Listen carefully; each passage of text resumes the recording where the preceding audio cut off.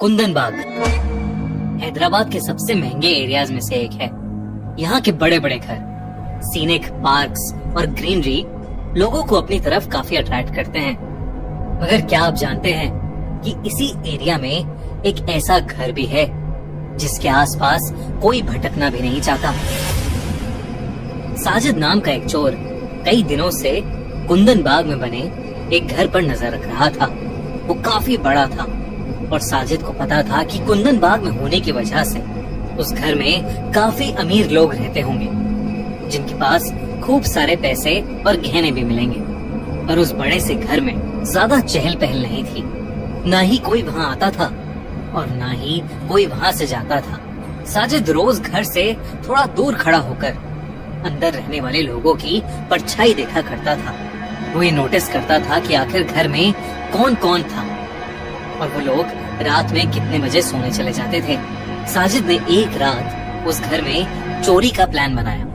उस रात कुछ देर तक वो घर से दूर खड़ा रहा और लाइट बंद होने का इंतजार करता रहा। कुछ ही देर में पूरे घर की लाइट्स ऑफ हो गईं और साजिद पीछे वाली खिड़की से दबे पांव घर के अंदर घुस गया। पहले साजिद ने ग्राउंड फ्लोर टटोला मगर उसे वहाँ ना पैसे मिले ना ही कोई कीमती सामान। वो अभी नीचे वाले फ्लोर पर ही था कि तभी उसे किसी के चलने की आवाज आने लगी। वो जल्दी से ड्राइंग रूम में रखे एक पुराने कबर्ड में छुप गया और कबर्ड के दरवाजे के बीच से बाहर देखने लगा। उसने देखा कि एक औरत सीढ़ियों से उतरकर नीचे आ रही थी और वो धीमी सी आवाज में कुछ बड़बड़ा रही थी। वो औरत नीचे उतरकर कुछ देर सीढ़ियों के पास ही खड़ी रही और घर के मेन डोर की तरफ देखती रही। साजिद को उस औरत का चेहरा अब बिल्कुल साफ नजर आ रहा था। उसकी आंखों के नीचे बड़े बड़े काले धब्बे थे, मानो वो न जाने कितने दिन से सोई ना हो। उसकी स्किन बिल्कुल पीली पड़ी हुई थी और उसके चेहरे पर एक बहुत ही अजीब सी मुस्कुराहट थी। वो औरत किचन की तरफ मुड़ी और चुपचाप अंदर चली गई। साजिद कबर्ड से बाहर आया।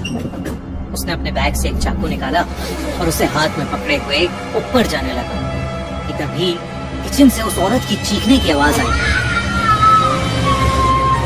साजिद एकदम से डर गया और वो जल्दी से दबे पांव किचन की तरफ गया। उसने देखा कि वो औरत एक कोने में बैठी रो रही है और उसके हाथ में भी एक चाकू है और वो उस चाकू से जमीन पे कुछ खुरच रही है। उस औरत को देखकर साजिद थोड़ा घबराने लगा था, तो उसने सोचा कि वो जल्दी से छोटी मोटी चोरी करके वहाँ से निकल जाएगा। साजिद सीढ़ियों के ऊपर पहुँचा ही था, उसने देखा कि एक औरत बेडरूम के दरवाजे के सामने खड़ी उसे देख रही थी। उस औरत का चेहरा बिल्कुल वैसा ही लग रहा था जैसा उसकी बूढ़ी माँ का लग रहा था। उसकी भी आंखों के नीचे काले धब्बे थे। साजिद ने हाथ में पकड़ा चाकू उस औरत को दिखाकर डराने की कोशिश की, मगर उस औरत को कोई फर्क ही नहीं पड़ रहा था। अचानक ही वो औरत हंसने लगी और उसकी आंखें बिल्कुल काली पड़ गईं। वो हंसते हंसते बेडरूम के अंदर चली गई। जैसे ही बेडरूम का दरवाजा खुला, साजिद को एक बहुत ही गंदी स्मेल आई। जब उसने अंदर देखा तो उसके होश उड़ गए। दोस्तों, वीडियो में आगे बढ़ने से पहले आज मैं आपको 1xBet के बारे में बताना चाहता हूँ, जिससे आप घर बैठे गेम्स खेलकर एक्स्ट्रा इनकम कमा सकते हैं। सबसे ज्यादा कम्पिटिटिव स्पोर्टिंग इवेंट्स और जबरदस्त एंटरटेनिंग गेम्स आपको मिलेंगे सिर्फ 1xBet पर। साथ ही यहाँ मनी डिपॉजिट और विड्रॉल भी बहुत आसान है। एक यूजर फ्रेंडली ऐप और लॉयल 24/7 सपोर्ट। और क्या चाहिए? अपने हिसाब से गेम में अंदाजा लगाकर अच्छे खासे पैसे कमा सकते हैं आप। हमारे प्रोमो कोड से साइन अप करने पर 20,000 रूपए का बोनस मिलेगा फर्स्ट डिपॉजिट पर। तो अभी डाउनलोड करो 1xBet, link in the description. उस बेड पर 3 लोगों की डेड बॉडीज पड़ी हुई थी और हैरानी वाली बात तो ये थी कि 2 लाशें उन्हीं लोगों की थीं जिन्हें साजिद ने अभी कुछ मिनट्स पहले देखा था। ऐसा लग रहा था कि जैसे उन्हें मरे हुए काफी दिन बीत चुके हैं, क्योंकि उनकी बॉडीज डिकम्पोज होने लगी थी, जिसकी वजह से उनसे बहुत ही गंदी स्मेल आ रही थी। देखकर साजिद के रोंगटे खड़े हो गए थे। वो सीधा घर के बाहर भागा उसने सोचा कि इस हालत में अगर उसे किसी ने देख लिया तो उसे चोर नहीं बल्कि खूनी समझा जाएगा। इसलिए वो सीधा पुलिस स्टेशन पहुंचा और उसने पुलिस को सब कुछ बताया। पुलिस की एक टीम साजिद को लेकर तुरंत उस घर में पहुंची। घर के मेन डोर पर और उस दीवार पर ढेर सारे खून के छींटे थे। ये देखकर सभी चौकन्ने हो गए और उन्होंने अंदर जाकर देखा कि वहाँ सच में 3 लाशें थीं। पुलिस ने उन लाशों को तुरंत फॉरेंसिक टीम के पास भेज दिया और उन्होंने यही मान लिया कि साजिद ने ही उन तीनों औरतों का मर्डर 4-5 दिन पहले किया होगा और मर्डर के इल्जाम से बचने के लिए उसने ये कहानी बनाई है।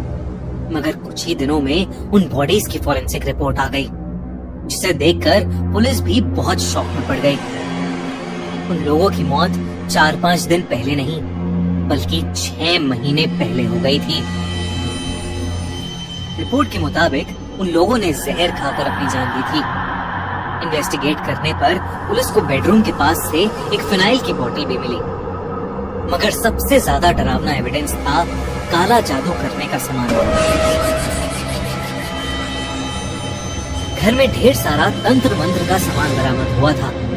उस बेडरूम की सीलिंग पर एक बहुत अजीब सा पैटर्न बना हुआ था, जो कि खून से बनाया हुआ लग रहा था। जब पड़ोसियों तक ये खबर पहुंची, तो सबका दिल पूरी तरह दहल उठा। कोई भी मानने को तैयार ही नहीं था कि वो लाश 6 महीने पुरानी थी, क्योंकि पड़ोसी तो उस घर में रहने वाली औरतों को लगभग रोज ही घर की बालकनी में घूमते देखा करते थे। यही बात बार बार साजिद भी पुलिस से कह रहा था। कुछ लोग तो ये भी कह रहे थे कि लोग रोज खाना खाने के बाद टहलने बाहर आते थे और कई लोगों ने इनके घर में लाइट्स ऑन ऑफ होते देखी हैं। ये सब सुनकर पुलिस हक्की बक्की रह गई। उन्होंने उस पड़ोसी से और डिटेल में इन्वेस्टिगेट किया तो उसने बताया कि उस घर में 3 लोग रहते थे, एक बूढ़ी माँ और उनकी 2 बेटियां। वो तीनों ही बेहद अजीब से थे और किसी से बात नहीं करते थे।